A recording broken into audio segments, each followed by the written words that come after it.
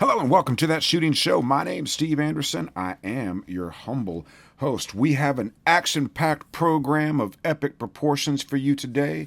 But first, we got to talk about our sponsors, our friends, and our partners. Number one, Walther Firearms. I'm telling you what, if you haven't got your hands on a Walther PDP steel frame, your little hands don't even know how much happiness they are missing out on. They'll make your hands so happy, you won't even believe how happy your hands will be. And if you don't like it for any reason, it's got a 30-day money-back guarantee, and Walther's going to refund that money, Hundy P, if you are not happy with your PDP. This is not going to happen, but if it does happen, you're covered. And of course, Targets USA, as you know, manufactures the finest steel targetry on the planet. It is portable, it is affordable, it is the very best. I'm telling you, the Rhino knockdowns, there is not a better training target in the world than the Rhino knockdown. Just go have a look. You'll see what I mean. It fits right in the back of your old Subaru. 2x4, metal legs, no lugging around a full-size popper. You can paint it without getting paint on your hands. It's glorious. And of course, CR Speed, as you know, manufactures the finest gun handling gadgetry you can wrap around your waist.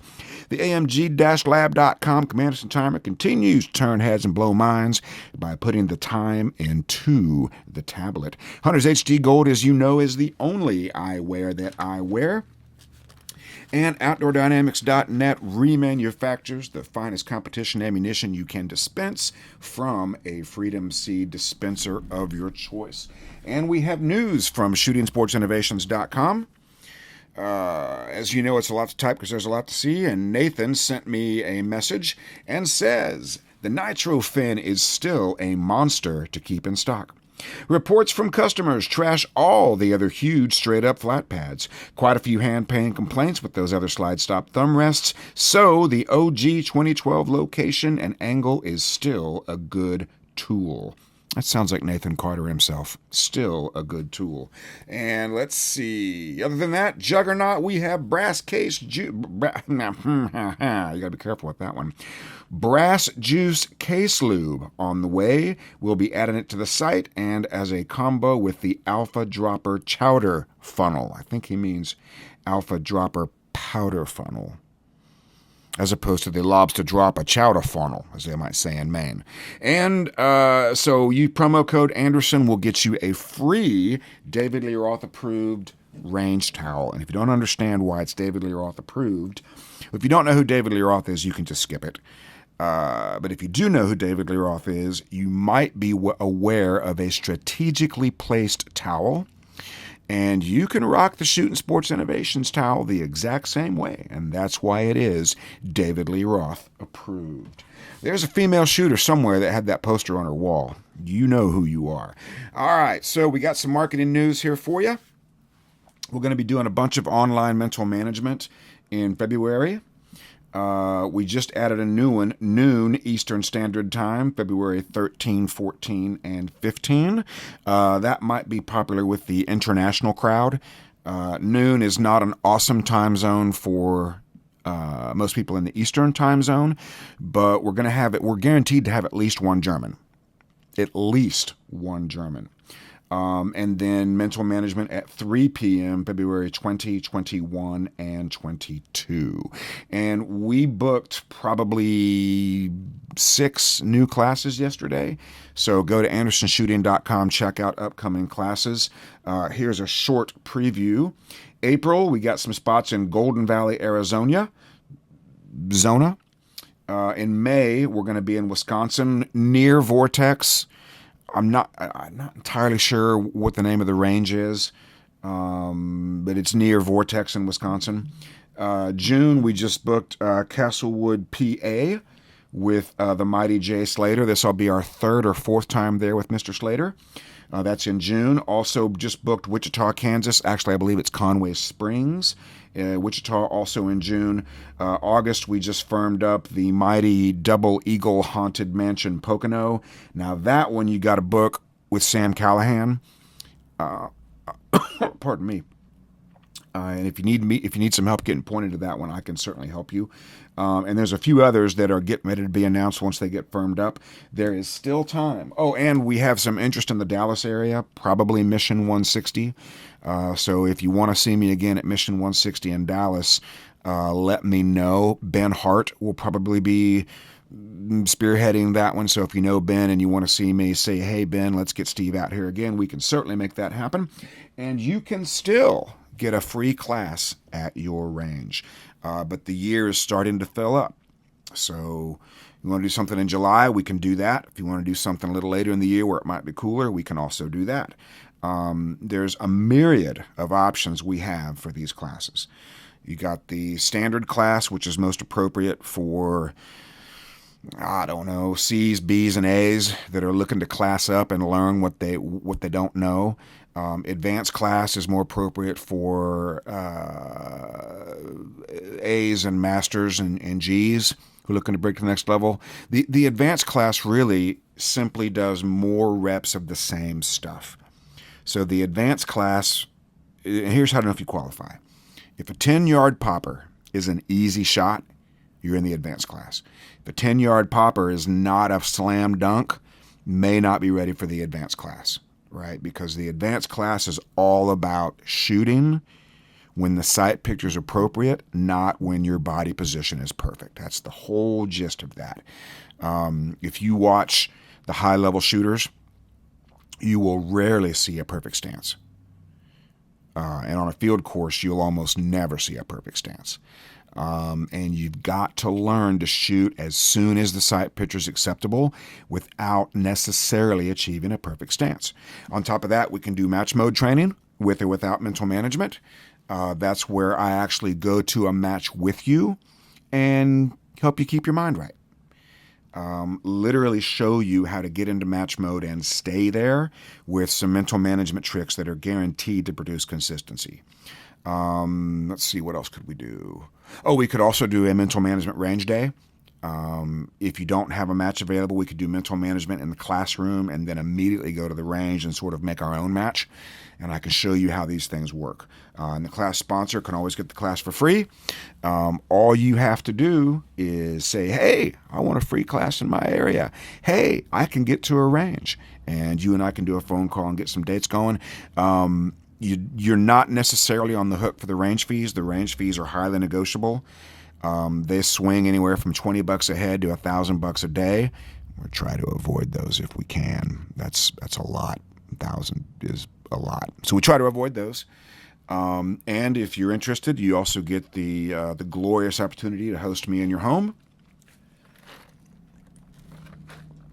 and get access to my knowledge off the range as well. So today, we're going to talk, we've talked about this before, but I don't know if we've talked about it this specifically, but we're going to talk about why a clean match is the wrong goal.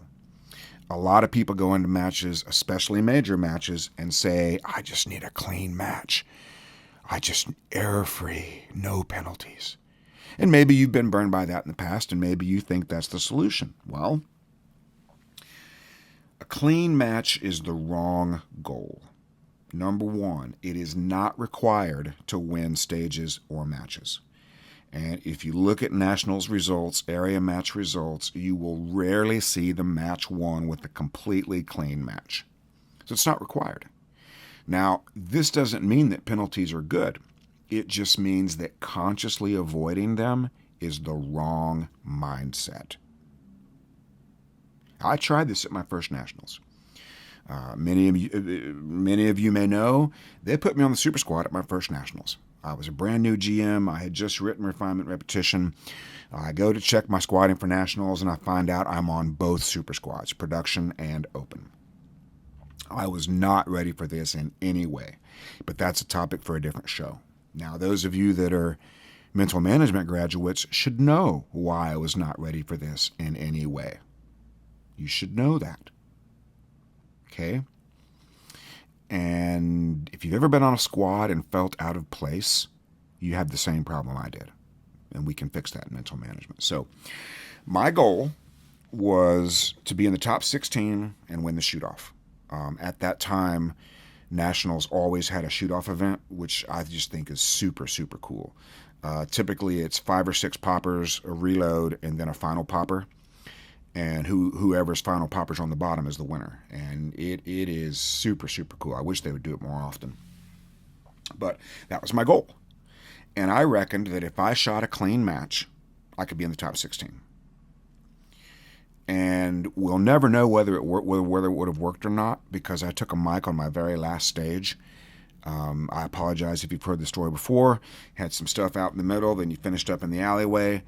I think there were 6 shots in the middle. I went 1, 2, 3, 4, 5, looked down the alleyway and fired my 6th shot. Yeah. I think that put me 21st. And I don't know if that one mic would have put me in the top 16 or not had it not been there. But my point is, I shot cautiously and nervously because I was trying to avoid a miss and or a no-shoot. This is classic under-trying. Classic under-trying. Now, if you've been burned, hang on, I got to get my notes back up here. My computer just went to full screen save mode. There we go. Okay, so now this is understandable. If you have been burned by a high number of penalties, under-trying is way better than over-trying. If you've gone from rabid squirrel, do everything as fast as you can, bunch of penalties, to slow down and get your hits, which would be a clean match mentality, it's going to be better. But it's not going to be top performance. And what you'll do is you'll vacillate back and forth between rush, try, hurry, which is over try, slow down and get your hits, which is under try. You'll go back and forth, because you are worried about the results. That's what will cause over-trying or under-trying. Over-trying says, I'm not fast enough to get what I want. I got to go fast. Under-trying says, my best chance of getting what I want is to not make any mistakes. But there's something better. Now, many of you know, right after the Open Nationals that I shot, we had the Production Nationals. I only went there because it was happening at the same range on the same week, and I was already there. If it had been a separate event, I wouldn't have gone. I had 0 expectations of a clean match or any kind of finish. 0. I didn't have any idea what was going to happen. And if we think about my 4 levels of pre-accepting results, I wasn't in I don't care, but I was for sure in it is what it is. It is what it is. And I made the decision to see my sights on every shot. So just imagine you've been training in open. You're an open grandmaster. You haven't touched a production gun in a very long time. You go to Production Nationals after the Open Nationals, and your very first target is a 15-yard Texas Star. Very first shot you're going to fire. So I made a decision. I don't know what's getting ready to happen, but I do know that I'm going to improve my chances of doing well by seeing my sights on every shot. It's the best thing I can do. And that was the year I won Master Class by accident. I was just sitting there minding my own business. Mike Voigt had to call my name 3 times because I wasn't paying attention. Now, we've told that story numerous times. But you have to put yourself in a place where you're not worried about the results. And we're going to get to that in a minute. So this whole thing started, I was doing mental management with a guy in Puerto Rico. And we'll get to what he said here in just a minute. But if your goal is a clean match, you will shoot cautiously while trying to go fast at the same time. This is going to activate the conscious mind in 2 ways. Shoot careful, run fast. Shoot careful, run fast. Shoot careful, run fast. And if you combine these 2 occupations for the conscious mind with worrying about the results, it's not going to be good. What you're trying to do is you're trying to win the race without scratching the car. So these are 2 separate strategies. And my buddy Domingo, who we're actually having his second class today in 25 minutes, he says, I want to go fast with no mics. And then he reveals to me that, hey, I have achieved a higher level of success in a quicker amount of time than I have in shooting. And I said, that's because you're trying to win the race without scratching the car. And he looked at me rather quizzically. And I said, hey, man, if I gave you a competitive car and said, win this race, could you do it? He goes, yeah, I could do it. I said, what if I gave you a brand new car that we needed for a photo shoot later and said, hey, I need you to win this race, but do not scratch the car? And he rubbed his chin, also quizzically, and opined, that I cannot guarantee. But if you're trying to win a match with a clean match, we can't guarantee both outcomes. We can make it more likely that you'll win, or we can make it more likely you have a clean match. But trying to win a match without a penalty is like trying to win the race without scratching the car. And that doesn't mean you drive the car into the guardrail, crash into your opponent. Well, that might be valid in racing. I don't know. But if you're trying to shoot a clean match, that's what you're doing. Trying to win the race without scratching the car. These are two separate strategies that cannot be combined successfully. Now, I had another insider call with a guy who we'll call Terry. Terry tells me about a stage in which he was trying really hard not to DQ. He shows up at the stage, and the first thing they say is, hey, gang, welcome to stage 1. This stage has 3 180 traps. Uh-oh. So his very first opinion of the stage is, there's 3 180 traps. I'm already scared. I'm already nervous. I'm already distracted from shooting well. So his thought process is, don't DQ, don't DQ, don't DQ, don't DQ. And he didn't. He didn't DQ. But he also did not shoot very well. But my point is, he got exactly what he was thinking about. Okay? This is also activating the conscious mind. Now, your conscious mind loves to evaluate options and solve problems, and it's very good at it. But not while you're shooting. Instead, in a situation like this, you got to show your body how to preserve the 180 in the walkthrough with no words. Anytime something is critical and you don't want it to distract from your shooting, show your body how to manage it in the walkthrough with pictures.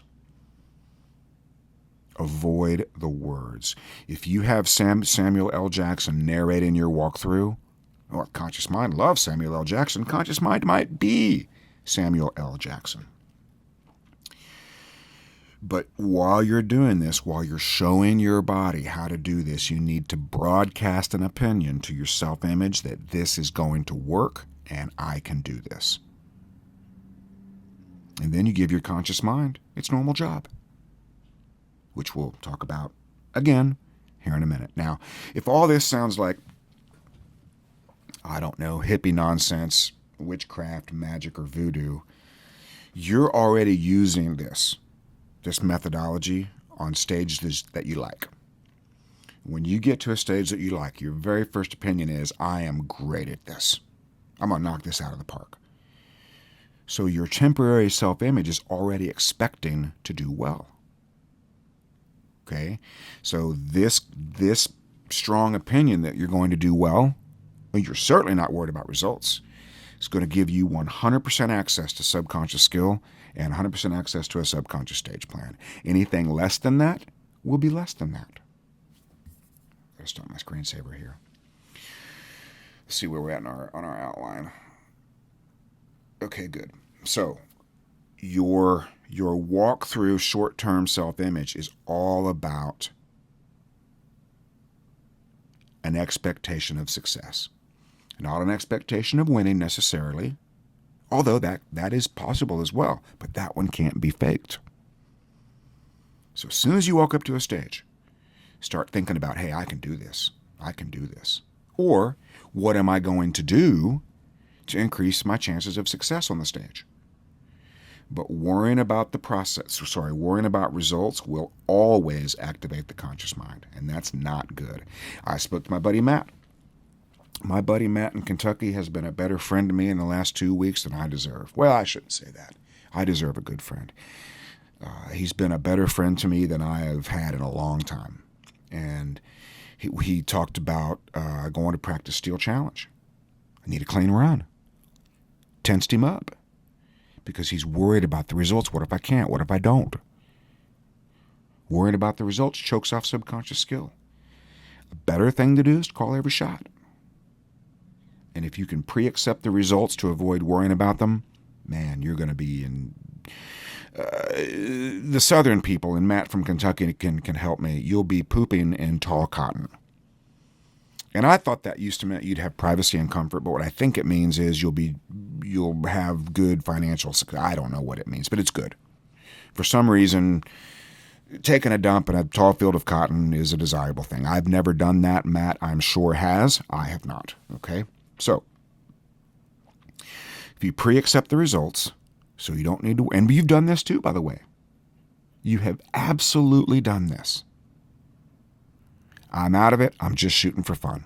You probably shoot really well because you don't care about the results. You're not worried about them. It is what it is. Can't control the outcome. I know what I need to do. Let the chips fall where they may. Not worried about the results. I'm going to do very well today. I don't know if I'm going to win, but I'm going to be right up there. Not worried about the results. And you local hot dogs, you guys that win your local match every single time, you have created an environment where you're not worried about the results. The difference for you local hot dogs that struggle out of town is that you start worrying about the results. This happened to me. I was dominating Ohio. But the first time I got beat out of town, I started worrying about the results. I never worried about the results in Ohio. Never. But out of town, I'd get beat. So out of town, I shoot different. I overtry or I undertry. I speed up or I slow down. And you new listeners, you may not know, I won my first state match by pretending it was in Ohio because I didn't know. So I'm shooting different when I go out of state. I don't really know what I'm doing, but I'm doing something different. So I pulled a little Jedi mind trick and said, hey, I'm going to the Indiana State Championships, and I'm going to pretend that it's held inside of Ohio, where I'm unbeatable. Ooh, I just realized what I had done. I'm going to pretend it's held in Ohio, where I'm unbeatable. I still had no expectations specifically of winning, right? But I was in the I'm going to do well, man. If I can shoot like I shoot in Ohio, I'm going to do well. It was certainly not a clean match I was looking for. I frequently had clean matches, but that wasn't my goal. Okay, and we'll talk about that in a minute. But it worked, and I won my first state match. I remember what year it was. Actually, you can find out what year it is if you go on YouTube and find the video of me shooting the Mini Mart classifier. That was that match. And I actually shot 100% on Mini Mart at that match. Okay, I was relaxed, although it's relaxation like a clean match is a good byproduct, but it's not a great goal because it's hard to do. But I was relaxed because I was having fun, because I wasn't worried about the results. Okay, so what's a better goal than a clean match? If a clean match not the right goal, what's a better goal? Well, what you got to do is turn your goal into a process within your control. That's because your goal, if it's victory or some kind of placement, will never be 100% within your control. But what is within your control is whatever process you're going to use. That is within your control. That you can do. Remember, top 16 win the shoot-off, not within my control.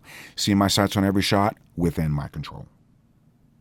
And if you call every shot in the center of the available target area, your chances of having a clean match are pretty good.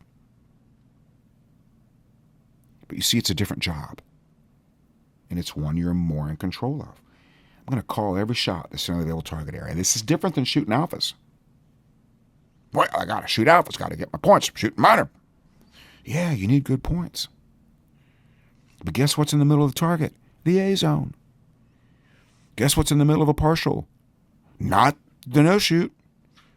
And also the A zone.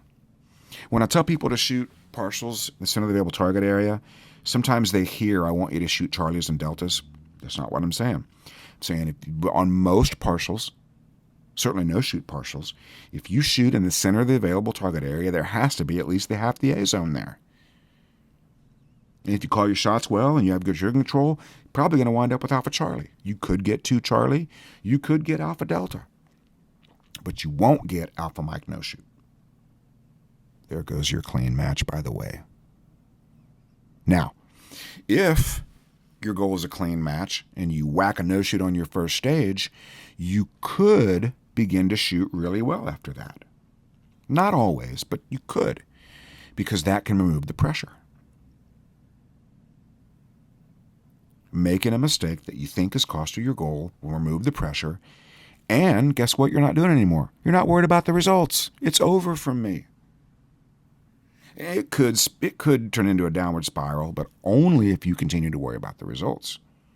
Because you're probably now, hey, it is what it is. I'm shooting for fun now. No more worried about the results. But if you give your conscious mind the job of calling every shot in the center of the available target area, you will get a high percentage of alphas. And that's a great way to get a clean match. But trying to get a clean match, cautious, nervous, worried, and scared. Okay? Now, one of the things we teach in the class is how to avoid question marks. Even if you don't really know how to call your shots or you don't believe you can do it, you're better at it than you think. Right? So, hang on one second. A quick smartwatch notification there. By the way, that reminds me, there is one spot left, Gaskell, Florida. That's what that message was about. Gaskell, Florida, February next weekend. That would be, I think it's 10 and 11 or 9 and 10. But there was one spot left for that. So, Brandon, if you're listening to the podcast, yes, there's one spot left.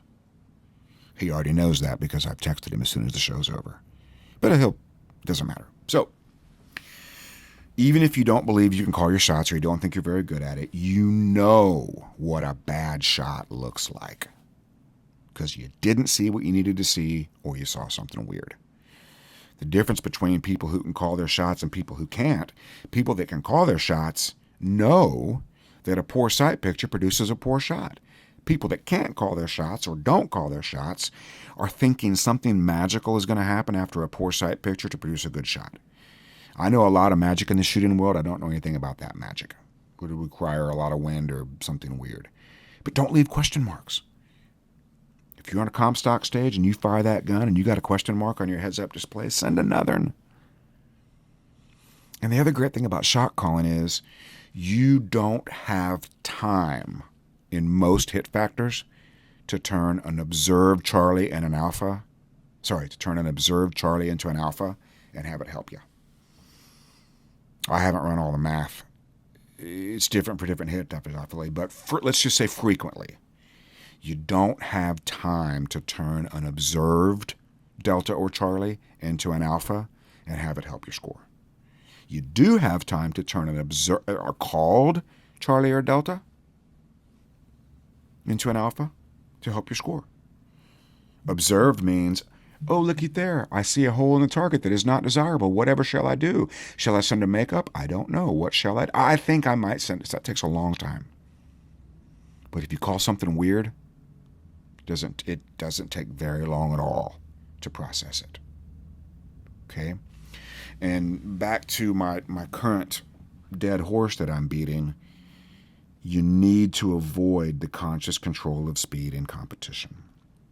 When you desire a clean match, that's the conscious control of speed. That is slowing down to get your hits. That's better than over-trying. And if you'd rather be in the top 10 than the top 100, that's a better strategy, for sure. But it will never be top performance, ever. Okay? And we have a special drill in the classes, by the way, to teach you how to not call or leave question marks. Okay?